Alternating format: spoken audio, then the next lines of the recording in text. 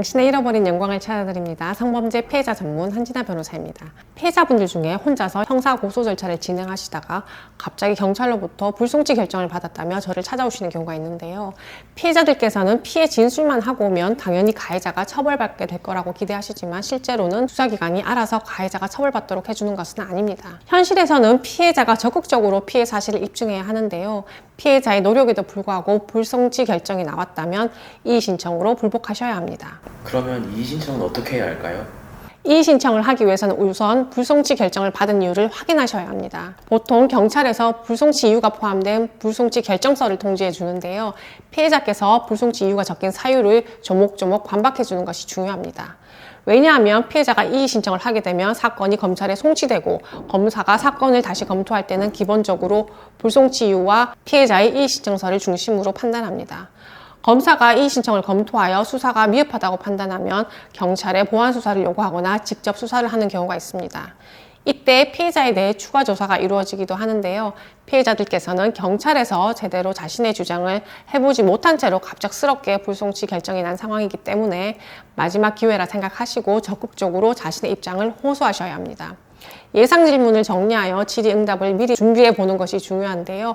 방법은 불기소 이유서에서 문제 삼은 부분을 중심으로 정리가 필요합니다. 또한 피해자의 진술서나 탄원서도 추가적으로 제출하여 경찰 단계에서 다하지 못한 피해자의 입장을 전달하는 것이 중요하겠습니다. 피해자께서 혼자 사건을 진행하시다가 불송치 결정을 받아 저에게 이의 신청을 의뢰하신 사건이 있었는데요.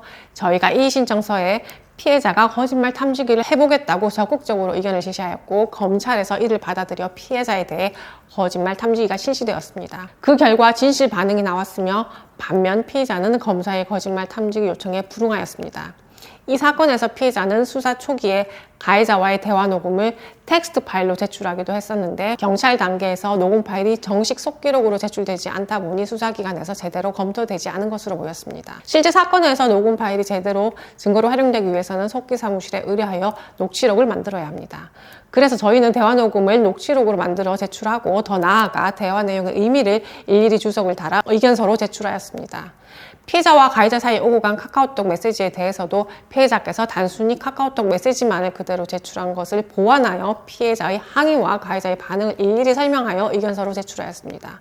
이처럼 피해자께서 혼자 사건을 진행하실 때 녹음 파일을 단지 텍스트 파일로 제출하거나 카카오톡 메시지 캡처본만을 그대로 제출하는 경우는 수사기관에서 대화 당사자가 아니기 때문에 이해하기 어려운 부분이 많습니다.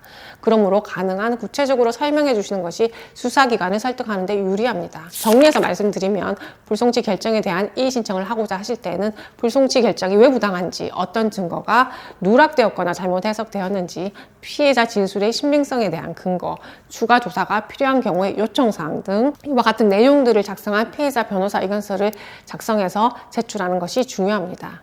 이의 신청은 검찰청이 아니라 해당 사법경찰관이 소속된 관서의장, 다시 말해 해당 경찰서의 경찰서장에게 제출하면 검찰에 송치가 됩니다.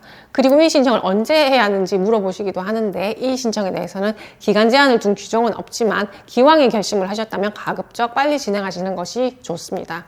이는 신속한 사건 진행에 도움을 주고 시간이 지날수록 증거 보존에 어려움이 생길 수 있기 때문입니다. 오늘은 불송치 결정에 대한 이의 신청 절차를 알아보았는데요. 저는 우리 피해자분들 홀로 외로운 길 가지 않도록 함께 하겠습니다. 다음 영상에서 또 뵙겠습니다.